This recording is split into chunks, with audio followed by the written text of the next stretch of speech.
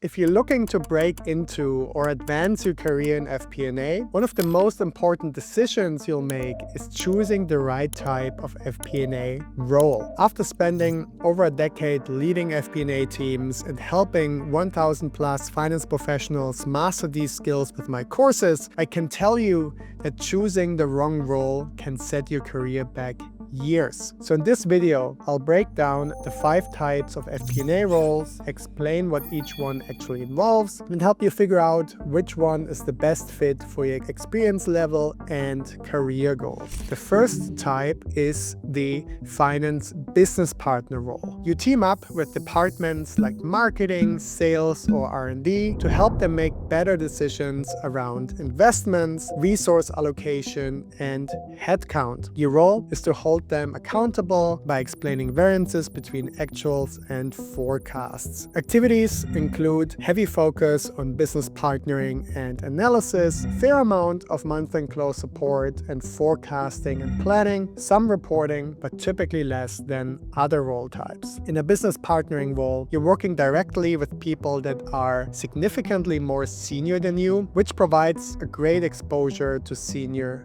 leadership. Your job is to help your business partners make better decisions, hold them accountable to budget and process discipline, and occasionally influence them to go for sustainable growth and profitability. You learn both technical skills and interpersonal skills because you want people to take action on your reports. By the way, I just created a mini course on how to create the perfect FP&A resume, and I'm giving it away completely for free. So click the first link in the description and get instant access to it for free. Back to the video. Role number 2, consolidation/reporting. Here, you interface mainly with other finance teams rather than business departments. You get information from departments across the company and use that to prepare leadership presentations. The main activities are heavy focus on reporting, some analysis, but less than business partnering roles, not much business partnering itself, forecasting, and month-end close support. You're typically partnering with another FP&A team who interfaces with the business. You collect their data and then turn it into presentations and financial reports that are tailored to the most senior people in the company.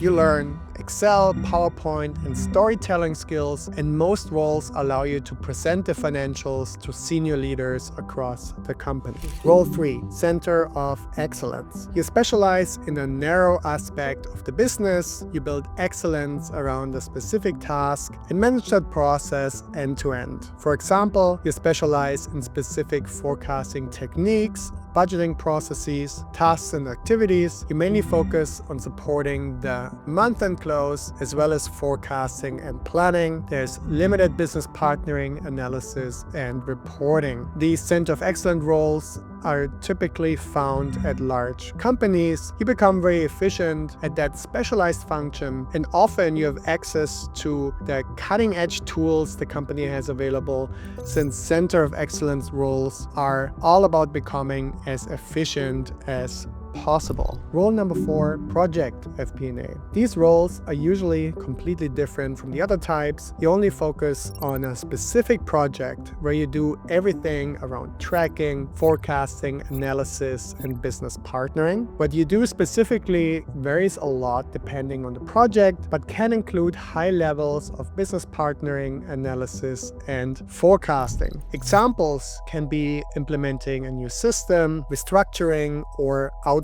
projects. These types of roles are typically temporary assignments. Role number 5, full P&L. You're responsible for the entire profit and loss statement. You manage the entire FP&A process from beginning to end. And in terms of activities, you do a bit of everything. Moderate levels of business partnering, analysis, month-end close support, forecasting and planning, and reporting. However, exposure to senior leadership varies significantly by company size. These These roles are most often offered small companies where you wear multiple hats. Teams are smaller with fewer experienced finance professionals to mentor you. The pace is typically so fast, it can be difficult to take a step back and reassess your learnings. Now, which role should you choose? If you're at the very beginning of your FP&A career, I recommend you either do a business partnering role or a center of excellence role. These two role types give you a good amount of breadth and allow you to figure out what aspects of FP&A you enjoy most. They offer a steep learning curve because you have to do different tasks and become proficient at all of them. I wouldn't recommend starting with a consolidations role, a project role, or a full P&L role because consolidations and project roles are very specialized and give you experience only in a relatively narrow set of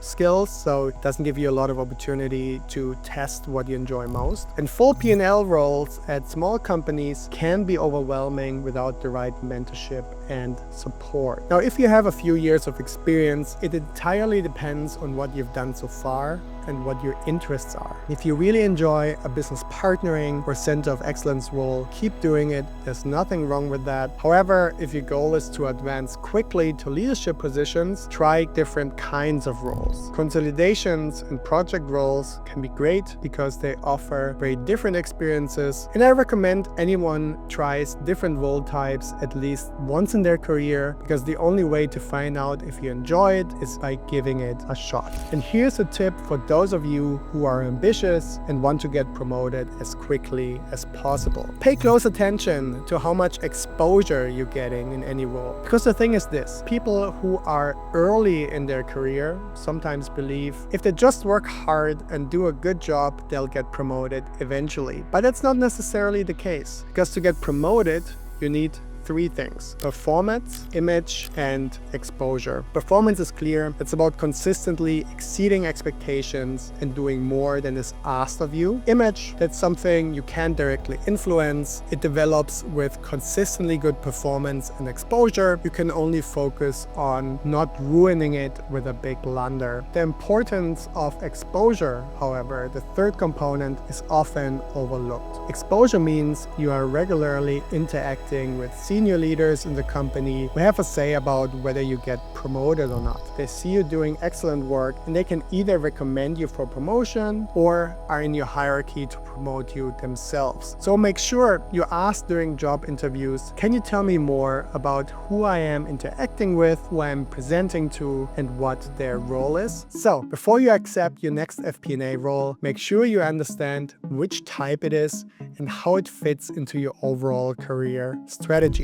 Now, if you want to land any of these FP&A roles, you need a resume that gets noticed by recruiters and hiring managers, even if you've never worked in FP&A before. That's why I created a free mini course on how to write a standout FP&A resume. In the course, I show you exactly how to highlight your experience and skills in a way that gets you the interview. So click the first link in the description to get the course completely for free. Thanks for watching, and I'll see you in the next video.